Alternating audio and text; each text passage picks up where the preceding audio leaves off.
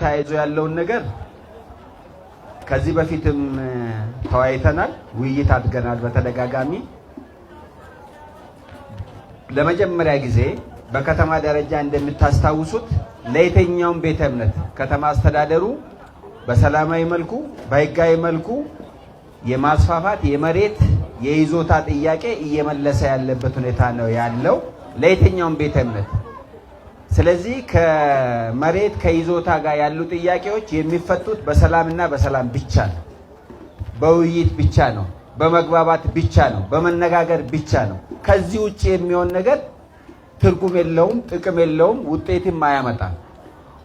ስለዚህ አንድም ሌላ ዓላማ ያለው ሰው የለም። ከተማዋ እየተቀየረች ያለች ከተማ ነች፣ እያደገች ያለች ከተማ ነች።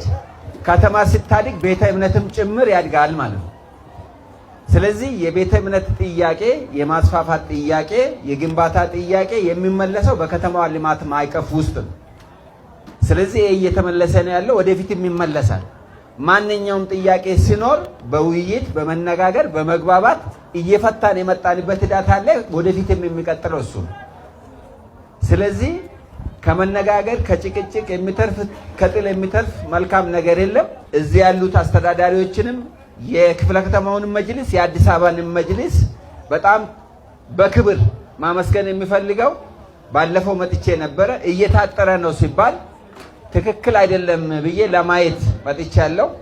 ያ የመጣውበትን ነገር ምንድነው የሆነው በሆነ በዩቲዩብ ኦር በቲክቶክ አይቻለሁ። ስለዚህ እኔ እንደ አስተዳደር እንደ ህዝብ አመራር ምን እንደምናገር ምን እንደማደርግ አውቃለሁኝ። የመጣውት ትክክል ያልሆነ ነገር ካለ ተነጋግሮ በውይይት እንዲቆምና ውይይታችን ቀጥሎ ደግሞ በሰላም እንዲፈታ ነው የመጣውበት አግባብ። ዞሬ አይቼ ምንም የተባለው ነገር አለመኖሩን አረጋግጬ እዚህ የሚስተካከል ነገር ነበር ተናግሬ የሄድኩት። እሱ ተስተካክሏል። በጣም ደስ ብሎኛል። ክብረት ይስጥልን።